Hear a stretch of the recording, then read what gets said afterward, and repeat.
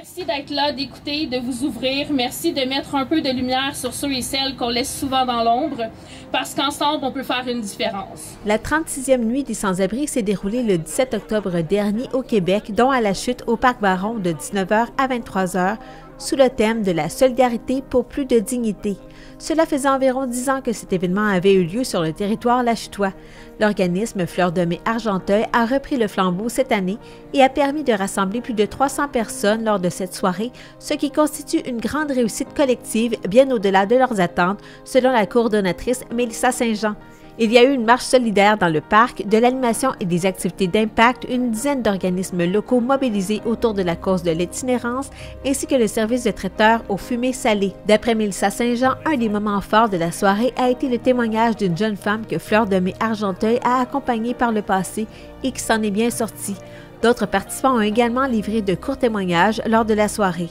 Il s'agissait d'un événement pour mieux comprendre les réalités vécues par les personnes en situation d'itinérance et affirmer, en occupant l'espace public ensemble, qu'ils font partie d'une même communauté. C'était une occasion de se rassembler, de briser les préjugés et de soutenir les personnes en situation ou à risque d'itinérance dans la communauté. Toujours selon la coordonnatrice de Fleur de Mai Argenteuil, l'énergie, les échanges et la mobilisation ont témoigné d'une belle solidarité communautaire. L'équipe a reçu une quantité impressionnante de dons qui seront très utiles lors de l'ouverture prochaine de leur projet de café de rue qui arrive à grands pas. Selon Mélissa Saint-Jean, on dénombre entre 150 et 200 personnes en situation d'itinérance dans la MRC d'Argenteuil. Rappelons que cet organisme a pour mission de soulager la pauvreté en soutenant les personnes de 18 ans et plus en situation d'extrême pauvreté, d'itinérance chronique, épisodique ou à risque de le devenir sur le territoire de la MRC d'Argenteuil. Grâce à un hébergement temporaire, à des services d'accompagnement adaptés, à la création d'un centre de jour multiservices et à un soutien personnalisé, FDMA favorise le maintien en logement, l'autonomie et la dignité des individus.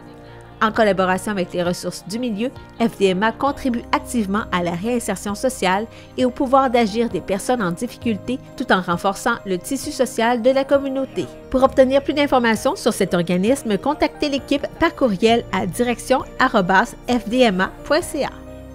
Faut qu'on soit, comme on a toujours été dans Argenteuil, solidaire. Ce soir, c'en est une façon de le démontrer. Fait que moi, j'aimerais ça saluer deux organisations qui s'impliquent corps et âme. Fait que Fleur de Mai puis l'Office régional d'habitation d'Argenteuil, merci 1000 fois, puis on va continuer à vous soutenir. Merci.